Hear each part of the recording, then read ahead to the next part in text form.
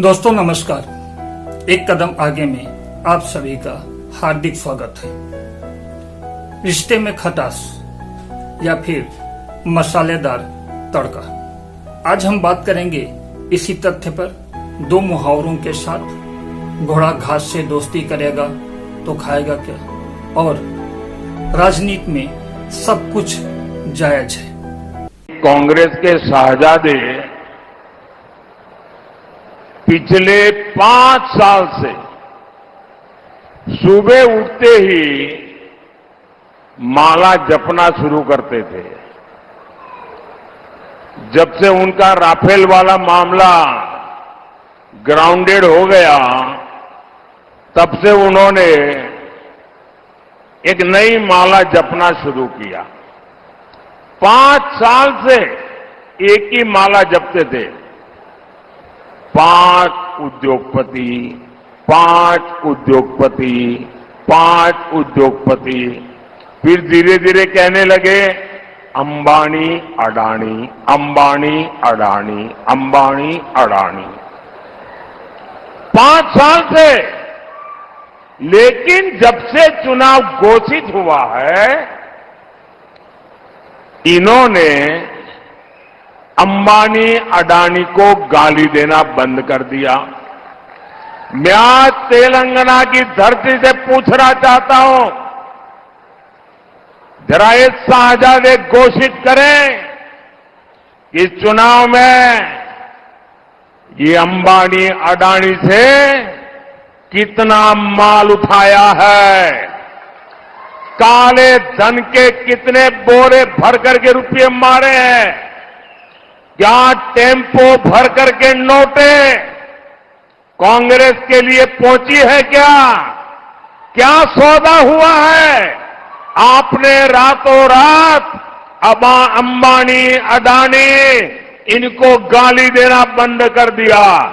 जरूर दाल में कुछ काला है। 5 साल तक अंबानी अडानी को गाली दी और रातों रात गालियां बंद हो गई।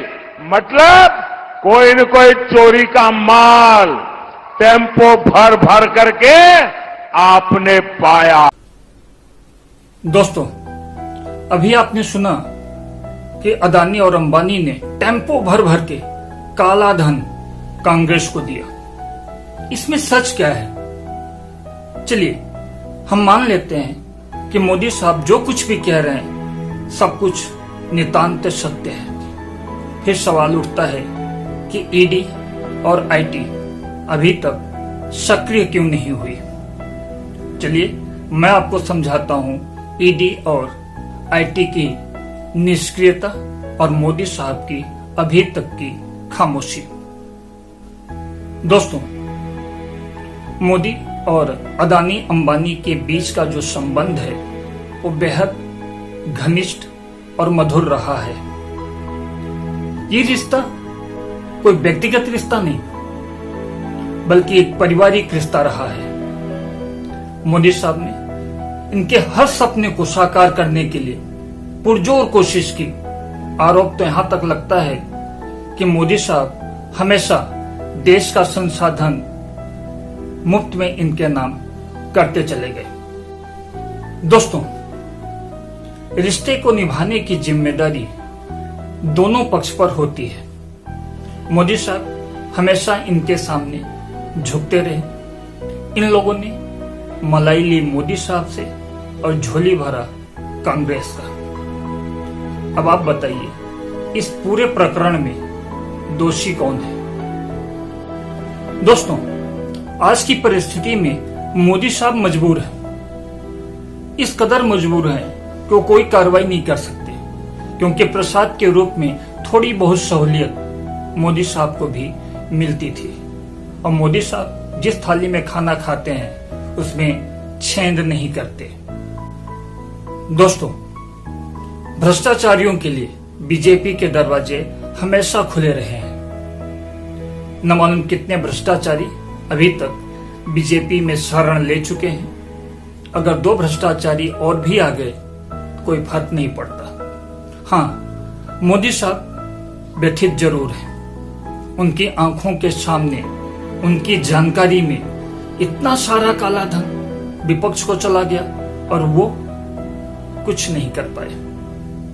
अगर काला धन देना ही था तो इलेक्टोरल बॉन्ड में पैसा इन्वेस्ट कर सकते थे, बीजेपी को दे सकते थे, लेकिन इन लोगों ने ऐसा नहीं किया।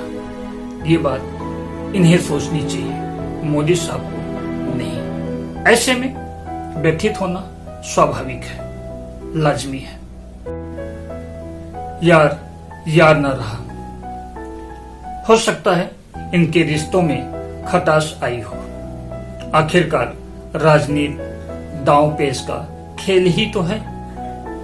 कभी खबर आती है कि आरएसएस मोदी से नाराज है, कभी खबर आती है नितिन गडकरी मोदी से नाराज है, कभी खबर आती है नीतीश कुमार को लेकर, कभी खबर आती है वसुंधरा राजे सिंधिया को लेकर, कभी खबर आती है शिवराज सिंह चौहान को लेकर, कभी खबर आती है वीएस येदियुरप्पा को लेकर और कभी रमन सिंह को लेकर के। इस तरह से खबरें आना सामान्य बात है। हो सकता है अदानी और अंबानी को भी बहती हवा का रुख पता चल गया हो।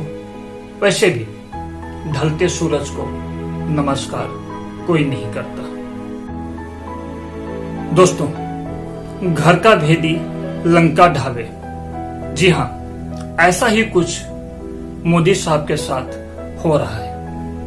मोदी साहब ने जिन लोगों के लिए अपने सिद्धांतों को ताक पर रख करके दुनिया भर के लोगों के सामने बेइज्जत होना पसंद किया, आज वही लोग मोदी साहब के सामने आवाज उठा रहे हैं, विपक्ष के साथ मिलकर के खेल कर रहे हैं। थोड़ा सा घबरा गए क्या? नॉर्मली आप बंद कमरों में अदानी जी अंबानी जी की बात करते हो, पहली बार आपने पब्लिक में अदानी अदानी अंबानी बोला। और आपको यह भी मालूम कि ये टेम्पो में पैसा देते हैं। क्या ये आपका पर्सनल एक्सपीरियंस है क्या? एक काम कीजिए, सीबीआई को इनके पास भेजिए ना, पूरी जानकारी करिए, इंक्वायरी कराइए, जल्दी से जल्दी कराइए, घबराइए मत मोदी जी। और मैं देश को फिर से दोहरा के कह रहा हूं, जितना पैसा नरेंद्र मोदी जी ने इनको दिया है ना, उतना ही पैसा हम हिंदुस्तान के गरीब लोगों को देने जा रहे हैं। महालक्ष्मी योजना, पहली नौकरी पक्की योजना, इन योजनाओं के माध्यम से करोड़ों लाखपति बनाएंगे हम। इन्होंने 22 अरबपति बनाए हैं, हम करोड़ों लाखपति बनाएंगे। अब देखो, ये साहब भी बोल रहे हैं, मोदी साहब के ऊपर आरोप लगा रहे हैं, चुनौती दे रहे हैं। खैर, एक मिनट के लिए अगर मान भी लें कि मोदी साहब झूठ बोल रहे हैं, तो इसमें बवंडर कैसा? झूठ बोलना तो उनकी राजनीति का एक हिस्सा रहा है। इसके पहले भी उन्होंने बहुत बड़े बड़े जुमले दिए थे। 15 लाख रुपए मिला, 100 स्मार्ट सिटी दिखी कहीं पर, 2 करोड़ रोजगार कितनों को मिला, 2022 तक किसानों की आय दोगुनी कर देंगे, हर सिर के ऊपर छत होगा।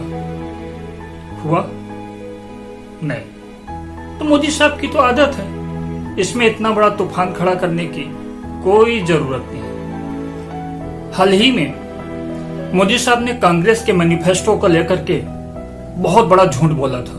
उन्होंने बताया था ना, मंगलसूत्र छीन लेंगे, 2 भैंस है तो 1 भैंस उठा ले जाएंगे, 2 घर है तो 1 घर उन्हें दे देंगे।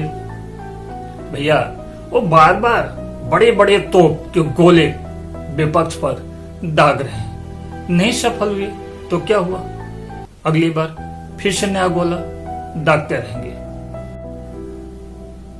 झूठ, फरेब, रेवड़ी, भौकाल आखिरकार कभी तो काम आएगा। खैर, भक्तों के लिए इतना डोज काफी था, अब वो उछल कूद करते रहेंगे।